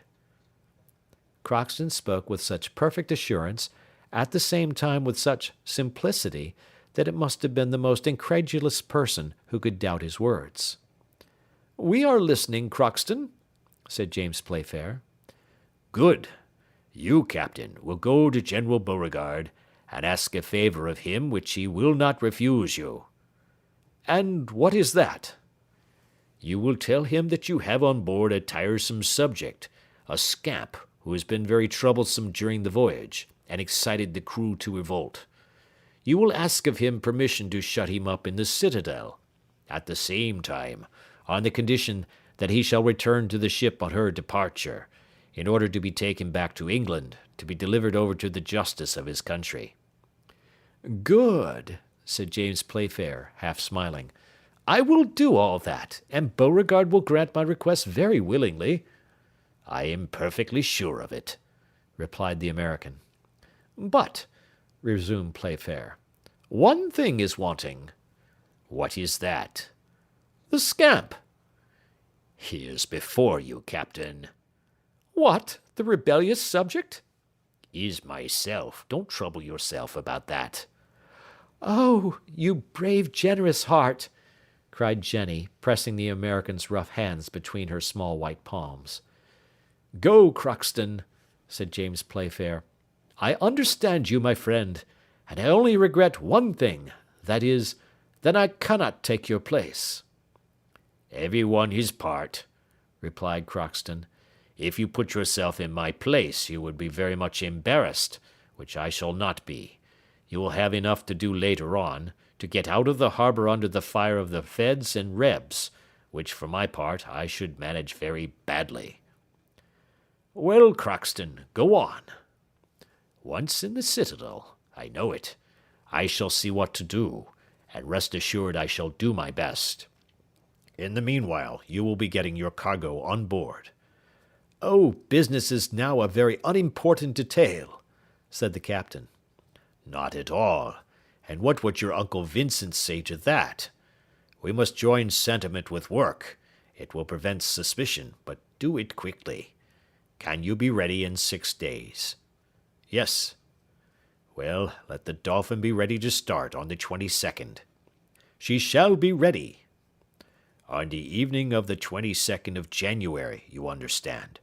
Send a gig with your best men to White Point, at the end of the town.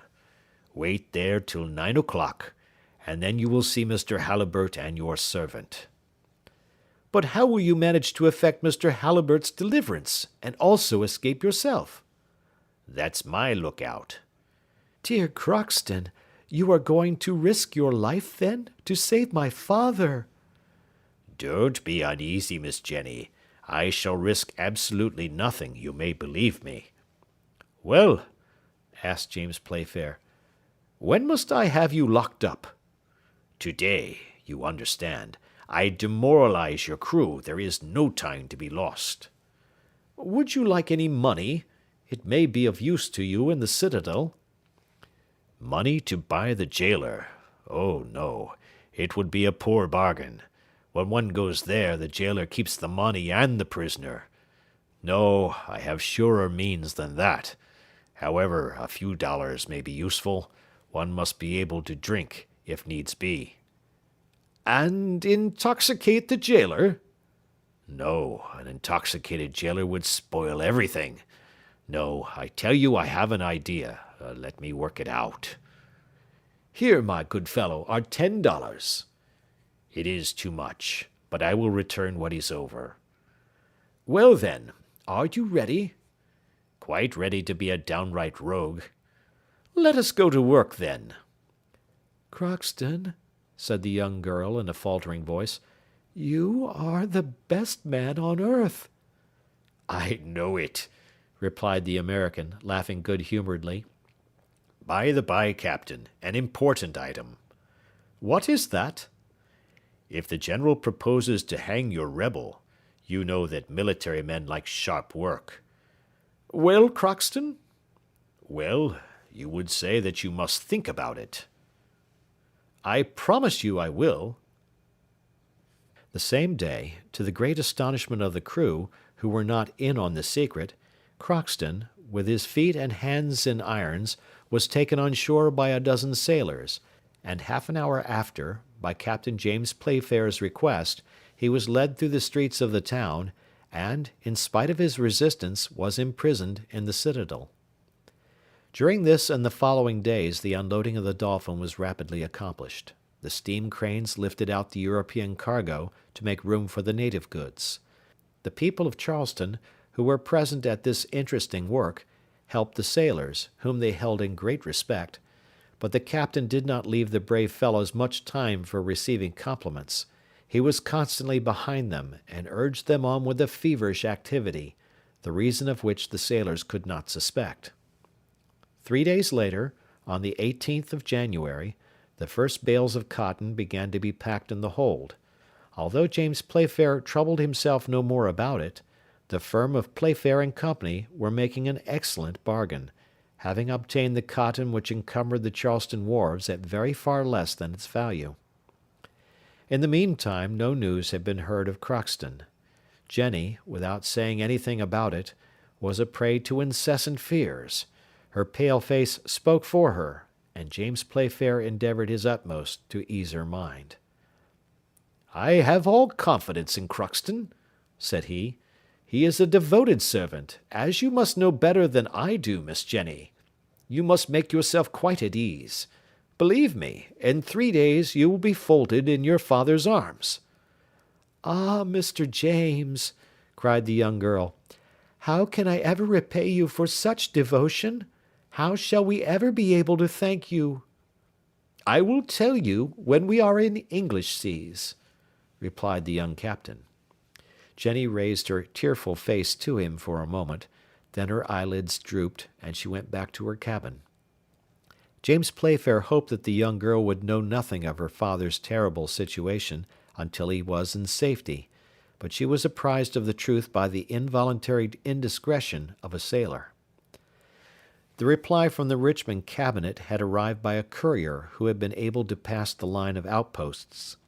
The reply contained Jonathan Halliburtt's death warrant. The news of the approaching execution was not long in spreading through the town, and it was brought on board by one of the sailors of the Dolphin. The man told the captain, without thinking that Miss Halliburtt was within hearing.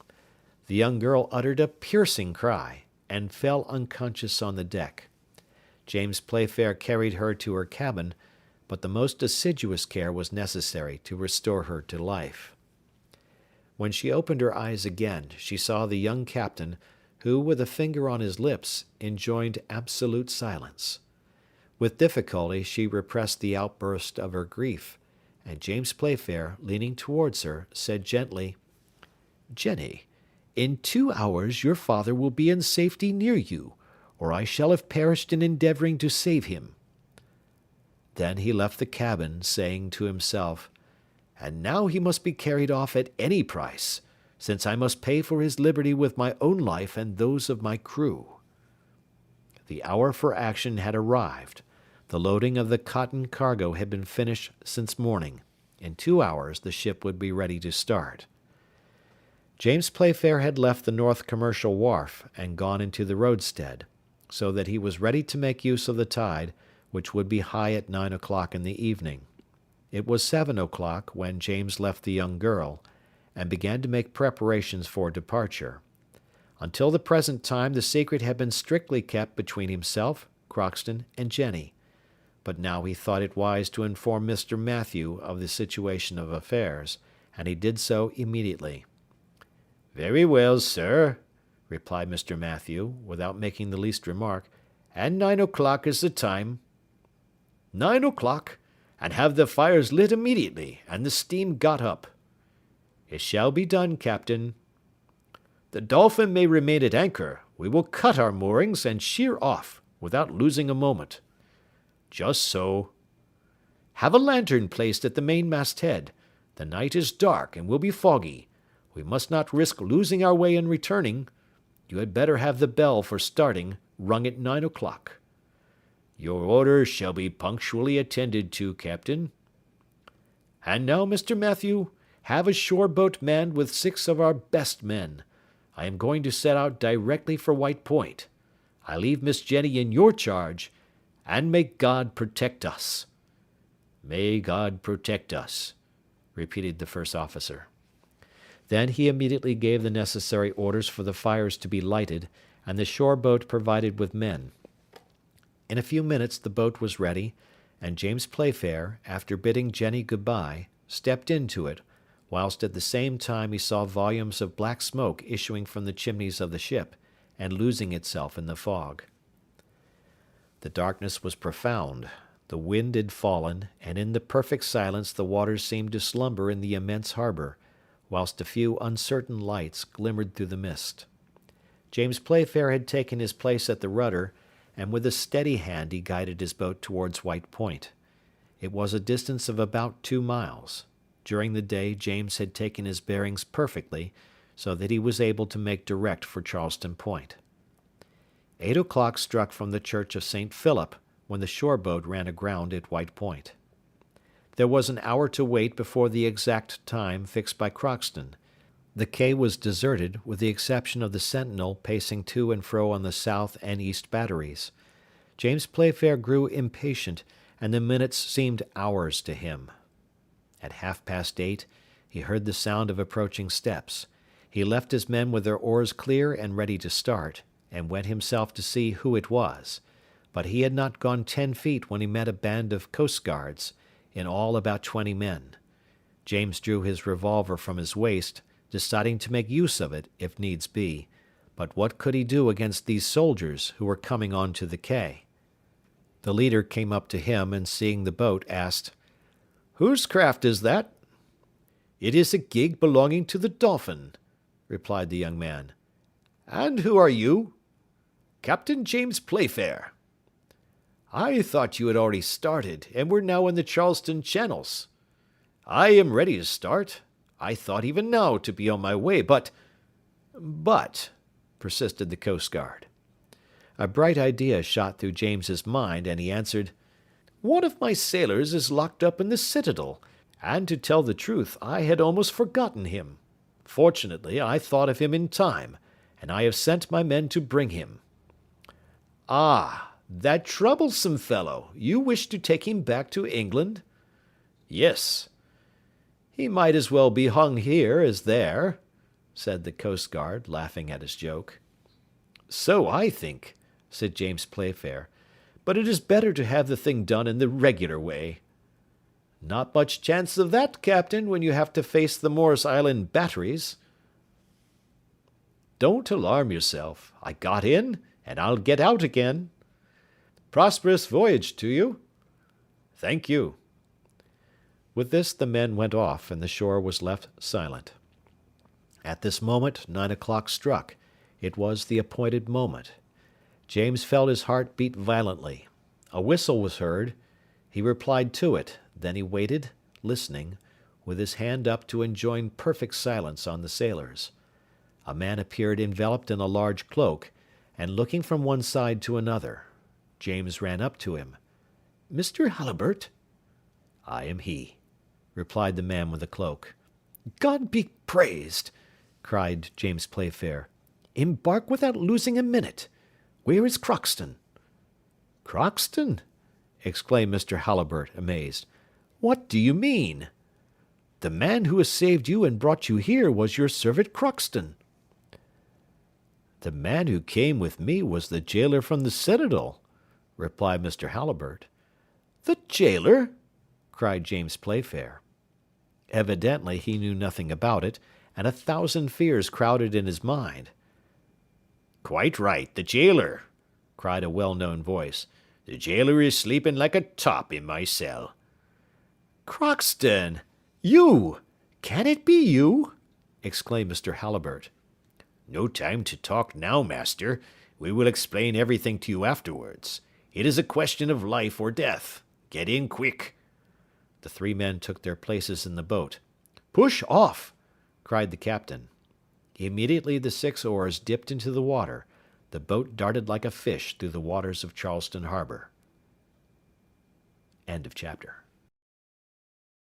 Chapter 9. Between Two Fires. The boat, pulled by 6 robust oarsmen, flew over the water.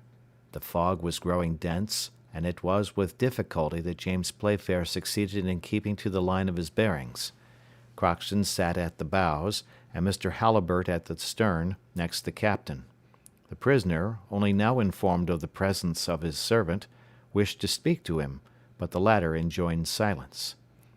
However, a few minutes later, when they were in the middle of the harbor, Crockston determined to speak, knowing what thoughts were uppermost in Mr. Halliburtt's mind. "Yes, my dear master," said he, "the jailer is in my place in the cell, where I gave him 2 smart blows, one on the head and the other on the stomach, to act as a sleeping draught, and this when he was bringing me my supper.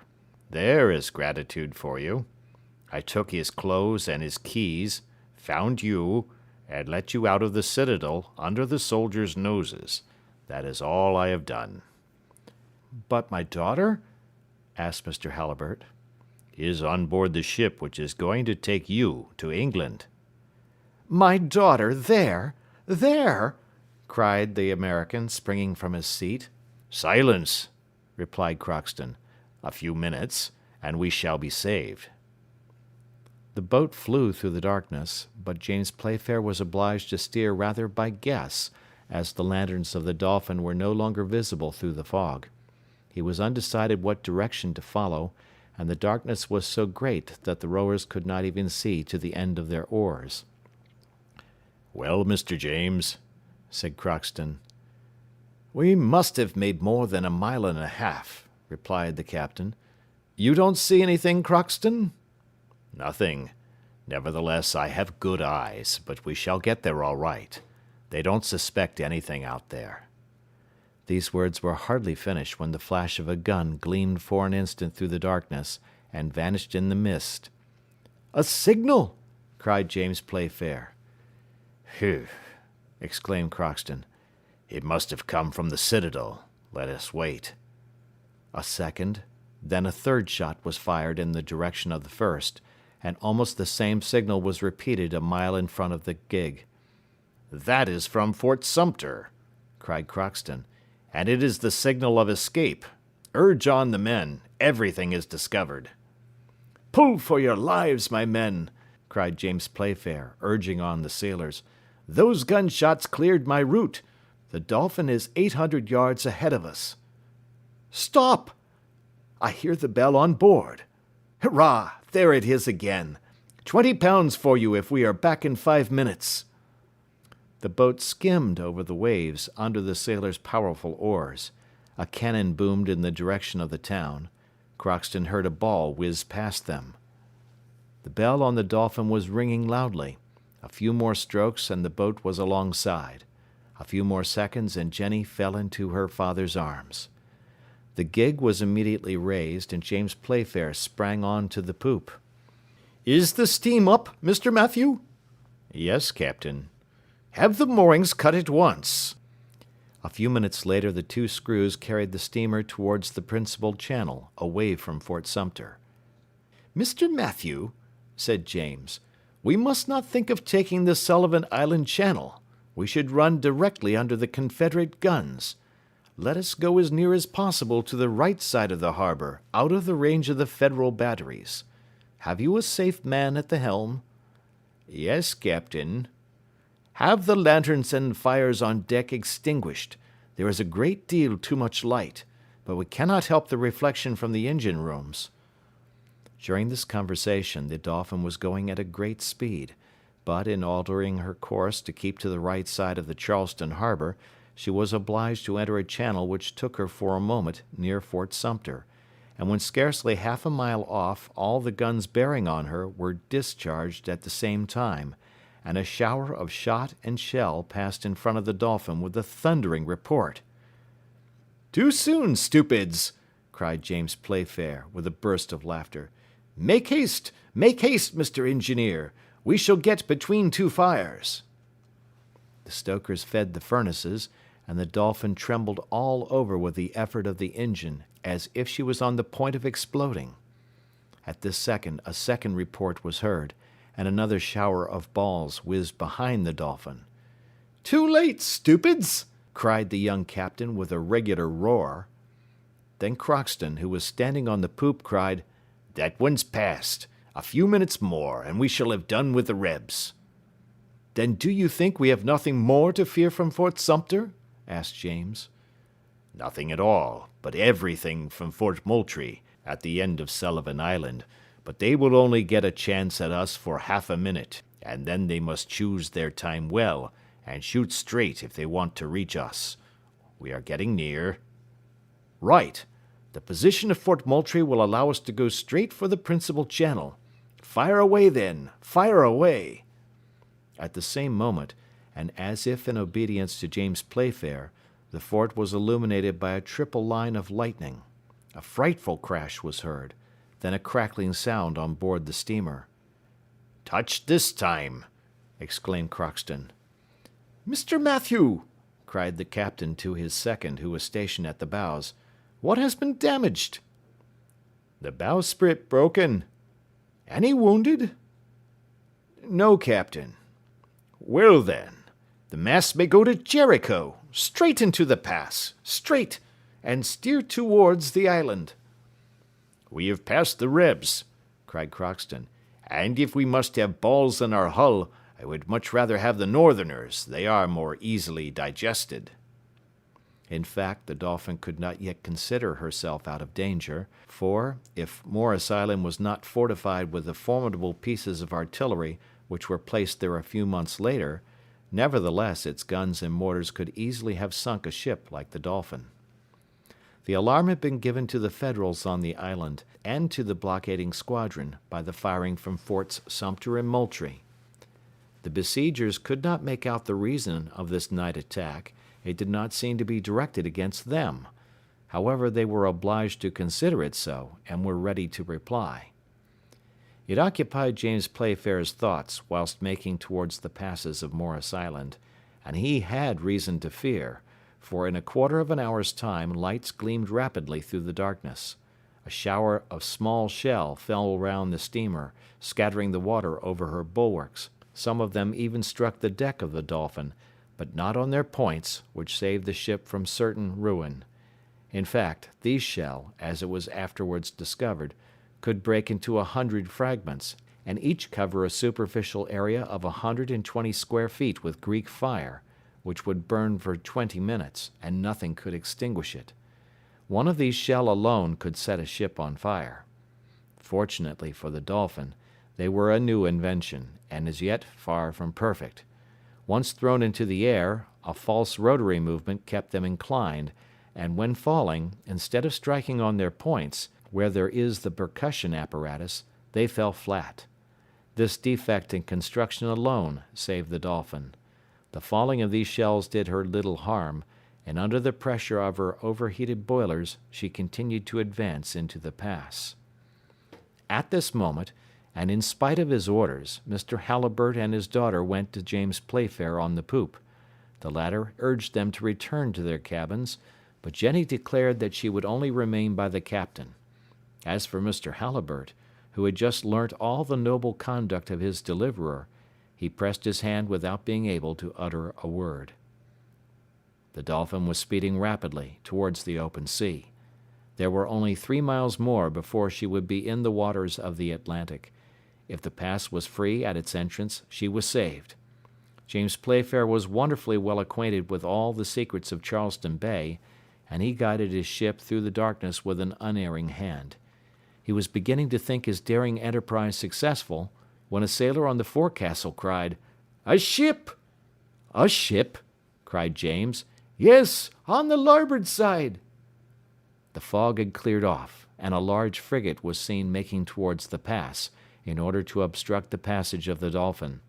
It was necessary, cost what it might, to distance her, and urge the steam engine to an increase of speed, or all was lost. "Port the helm at once!" cried the captain. Then he sprang on to the bridge above the engine. By his orders one of the screws was stopped, and under the action of the other, the Dolphin, veering with an extraordinary rapidity, avoided running foul of the frigate, and advanced like her to the entrance of the pass. It was now a question of speed. James Playfair understood that in this lay his own safety, Miss Jenny's, her father's, and that of all his crew. The frigate was considerably in advance of the Dolphin. It was evident from the volumes of black smoke issuing from her chimneys that she was getting up her steam. James Playfair was not the man to be left in the background. "How are the engines?" cried he to the engineer. "At the maximum speed," replied the latter. "The steam is escaping by all the valves." "Fasten them down," ordered the captain. And his orders were executed at the risk of blowing up the ship. The Dolphin again increased her speed. The pistons worked with frightful rapidity. The metal plates on which the engine was placed trembled under the terrific force of their blows. It was a sight to make the boldest shudder. "More pressure!" cried James Playfair. "Put on more pressure!" "Impossible!"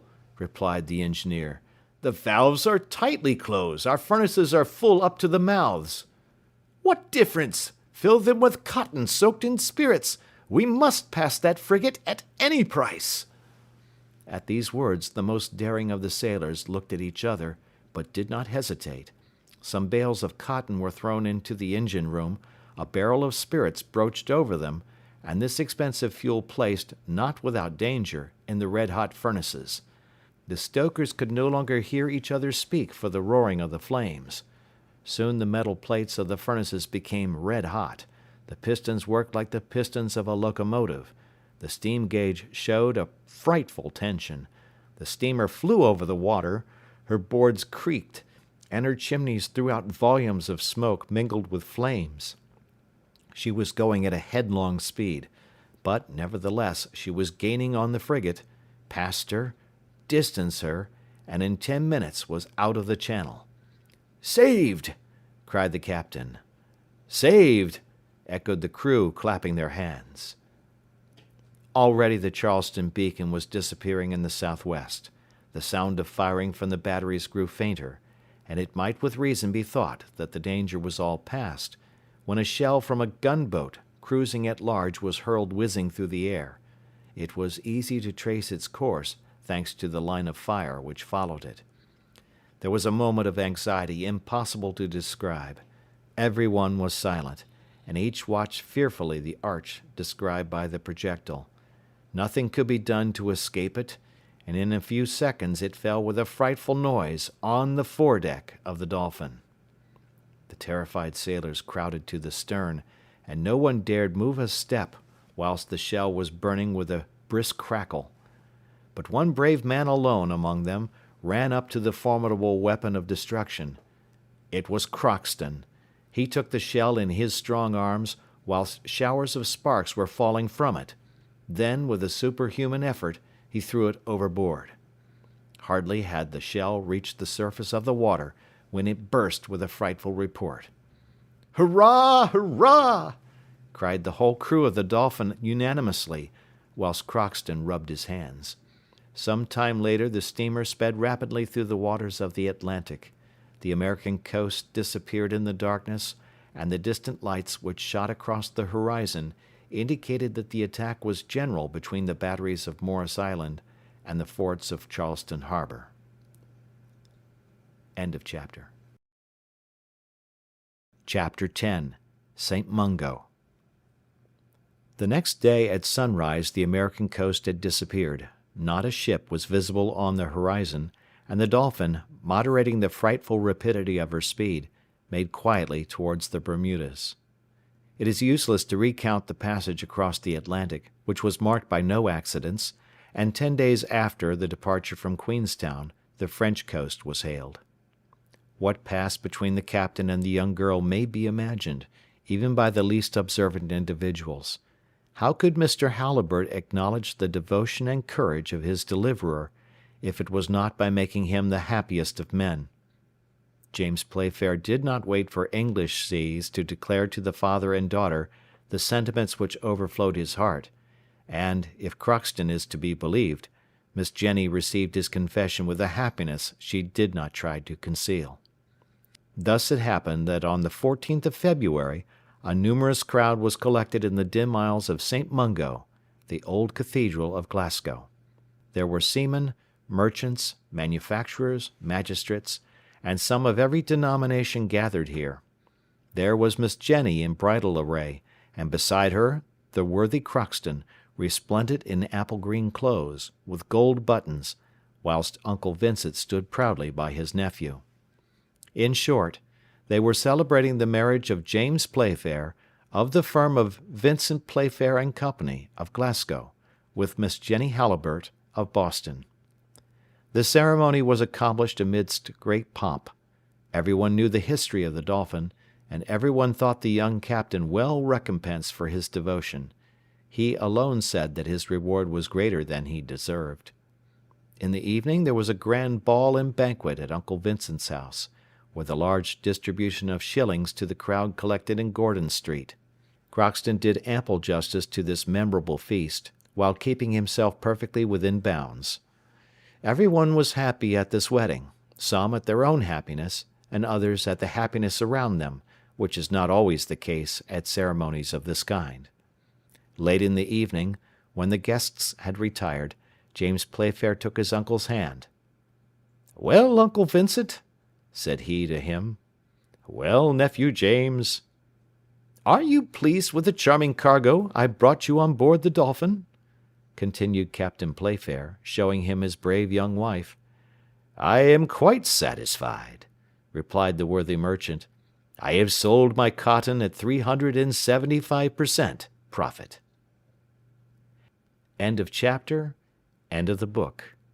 Thank you for listening.